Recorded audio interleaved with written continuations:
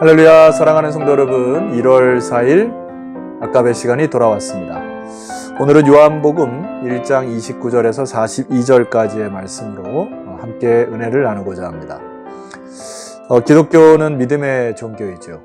믿음이라고 하는 것은 우리 사람이 어떻게 반응하느냐가 중요한데, 사실과 상관없이 믿는 믿음을 우리는 맹신이라고 합니다. 그냥 덮어놓고 믿는 믿음, 영어로 하면 blind faith 이렇게 되게 되는데, 이 믿음은 건강할 수가 없습니다. 그러나 또 다른 믿음은 어떤 팩트에 근거해서 진리의 토대 위에, 그리고 하나님의 말씀의 위에 믿음으로 반응하며 살아가는 것, 그것이 너무나 중요한 믿음인 것입니다. 우리들의 믿음이 무엇인가를 자문해 보실 필요가 있습니다. 내가 무엇을 믿고 어떻게 주님을 따르고, 이것이 너무나 중요하고요. 그래서 지금 이 사도 요한이 거의 이렇게 집안이 흔들리는 듯한 그 위기 속에 있는 하나님의 백성들의 공동체에게 정확한 하나님의 나라의 비밀, 그리고 예수 그리스도의 진리를 그들에게 온전히 전파하고 있습니다. 그래서 이 사도 요한은 마치 이렇게 핀셋으로 딱 집어내는 듯이 예수님이 누구신지에 대하여 자세히 다른 공간 복음서와 달리는 풀어서 이렇게 하고 있는 상황입니다. 자, 이 말씀을 쭉 읽어보면은 굉장히 어렵고 힘든 상황이지만은 예수 그리스도를 바라보고 또 그 말씀과 진리의 토대 위에 그들의 믿음을 북돋기 위한, 세우기 위한 의도임이 분명히 나타내고 있습니다. 자, 여러분 29절 이하로 보시게 되면 이렇게 선포되어지죠. 이튿날 요한이 예수께서 자기에게 나아오심을 보고 이르되, 보라, 세상 죄를 지고 가는 하나님의 어린 양이로다.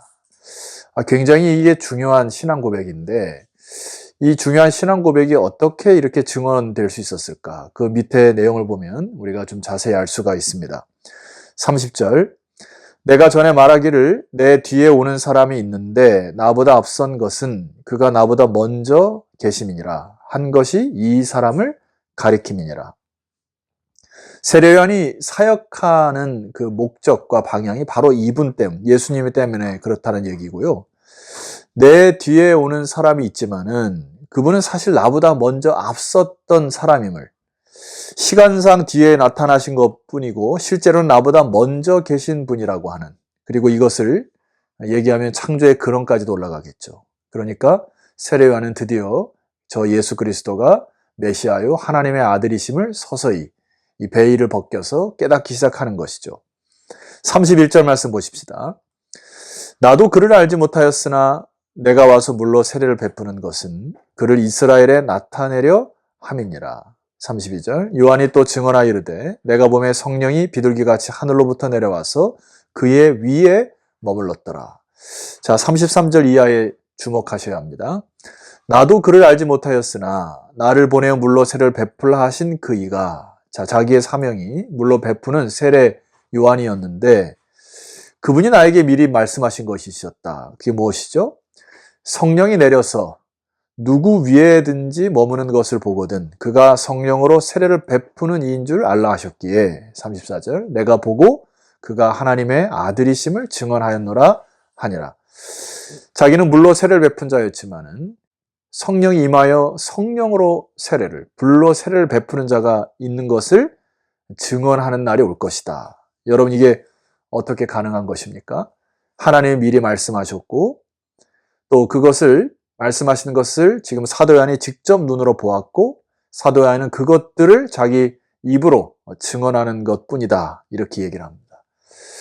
여러분, 이 부분에서 우리가 참 깊이 묵상해야 될 부분은 우리의 많은 삶의 어렵고 힘든 문제 가운데 하나님이 우리의 삶을 간과하시는 것 같은 느낌이 들 때가 있습니다. 그리고 보이지 않는 하나님이기 때문에 우리가 믿음이 흔들릴 때가 있지만, 그러나 이 상황을 볼 때, 세례 요한을 통하여 나타나신 하나님의 역사를 볼 때 하나님이 모든 상황을 주관하고 계시고 또 필요할 때는 분명하게 말씀하시는 하나님, 그러니까 두려워하지 말라는 이 세례 요한의 메시지가 그 땅에 퍼졌듯이 오늘날 우리들에게도 두려워하지 말라고 하는 메시지인 것이죠.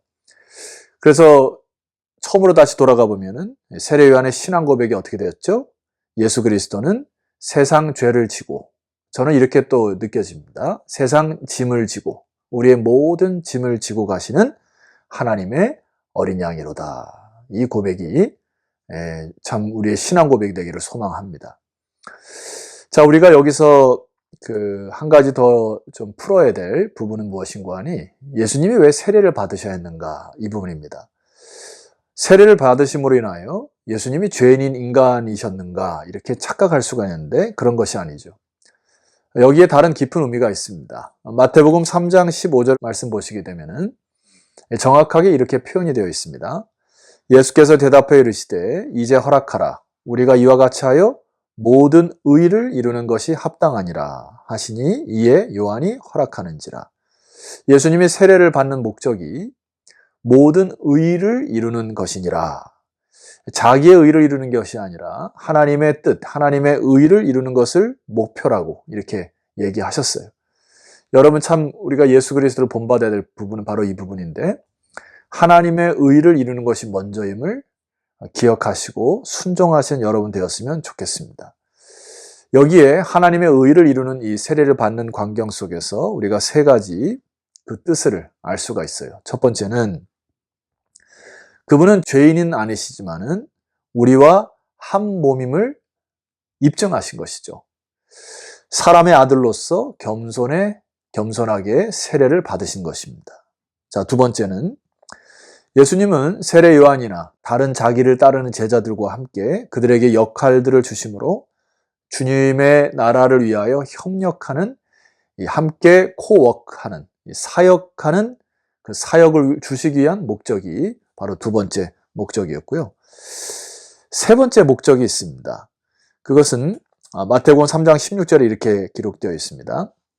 예수께서 세례를 받으시고 곧 물에서 올라오실새 하늘이 열리고 하나님의 성령이 비둘기같이 내려 자기 위에 임하심을 보시더니, 여기 말씀해 보니까 예수님이 물세례를 받을 때 하늘이 열리고 하나님의 성령이 비둘기같이 내렸다.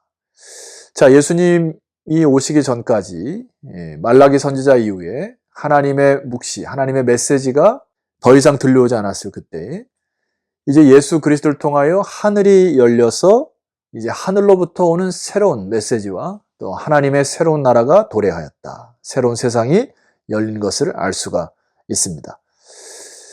따라서 우리는 예수 그리스도를 통하여 하나님의 뜻과 하나님의 나라, 하나님의 의를 그리스도를 통하여 받을 수 있는 은혜의 시대에 살아가는 것을 여러분이 아시고, 그 열린 하늘을 통하여서 여러분 열심으로 주 앞에 기도하고 나아가는 여러분 되었으면 좋겠습니다. 자, 오늘은 우리가 세례 요한과 예수 그리스도의 그 세례의 상관관계를 좀 묵상해 봤는데요.